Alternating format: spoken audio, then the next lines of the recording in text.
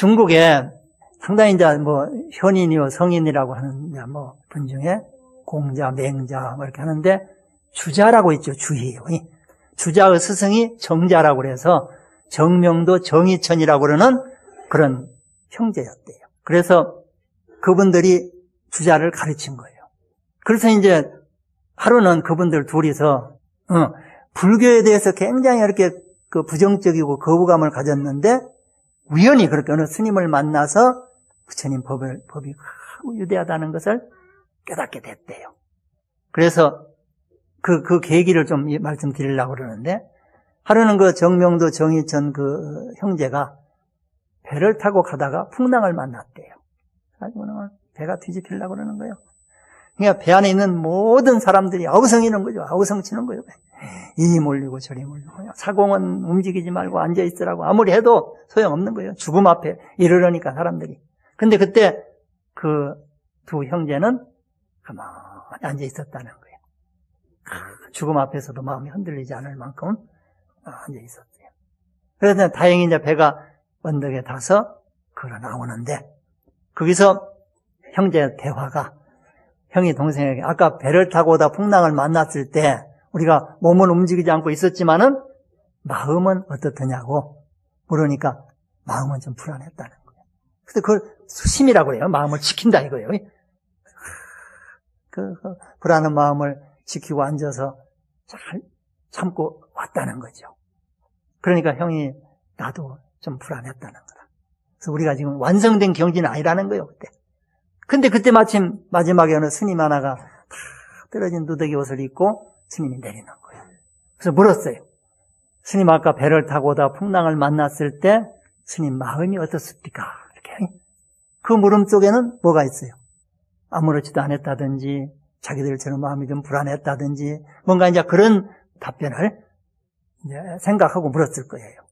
이 질문이 아까 배를 타고 오다 풍랑을 만났을 때의 스님의 마음 이렇게 물었다고 그랬어요. 근데 그 스님이 이렇게 이제 알아보는 거예요. 정명도 선생님 아니냐고요. 그러면서 글쎄 내 마음을 지금 물은 거예요. 마음이 배를 타고 오다 풍랑을 만났을 때의 마음을 물으니까 내 마음은 배를 탄 일도 없고 풍랑을 만난 일도 없습니다. 적어도 이 정도 병지에 되어야죠.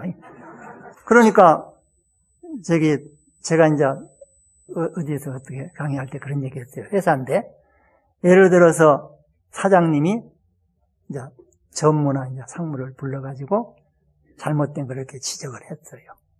그때 이제 화가 나고 기분이 나쁘니까 그냥 그 다음에 나와서 이제 부장 불러가지고 막 이제 지적을 하는데 그때는 야단칠라, 욕할라, 잘못한 거 지적할라 제대로 다 못한다는 거예요. 그러면 거기서 화가 나가지고 이제 그런 욕 먹고 부장은 화가 나니까 과장 불러가지고 그냥 이제 욕이 더 많아져요. 이제 그 내용은 좀 없어지고 그 다음에 이제 과장은 계장 불러가지고 또 줄어들어 내용은 줄어들고 욕은 더 많아지고 그리고 마지막에 실무자는 아무 내용도 모르는 거예요.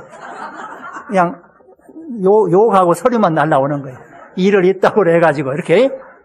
그러니 근데 예를 들어서 두 사람이 불려가서 야단을 맞고 나와요. 나오는데 전무님한테 야단 맞고 나온다 이거예요. 세상에 잘못을 그대로 지적을 할 일이지 욕하느라고 내용도 잘 설명도 못하고 막 이렇게 하면서 아무렇지도 않고 한 사람은 내려오거든.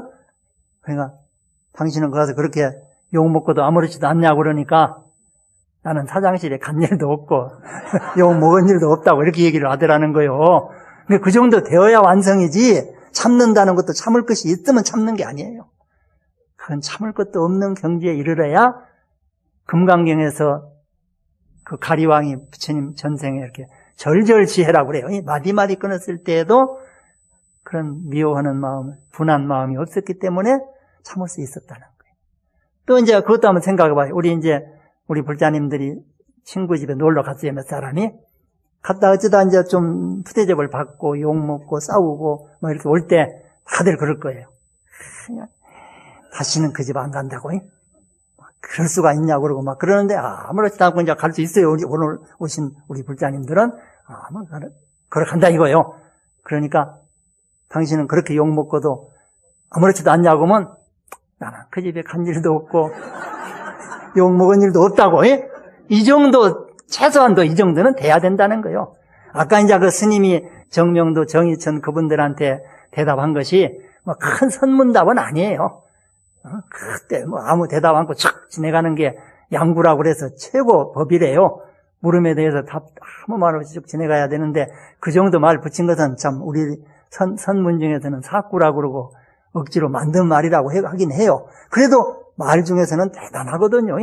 배를 탄 일도 없고 풍랑을 만날 일도 없다고 한 정도의 그런 마음 경지를 한번 생각해 보세요. 그와 같이 친구 집에 간 일도 없고 욕 먹은 일도 없다고 이렇게 하면 얼마나 완성된 경지냐는 거예요. 우리 일상생활 속에서 부처님 법은 그런 식이에요. 부처님 법은 참는 것도 참을 것도 없는 경지가 이르러야 완전히 참는다는 거예요.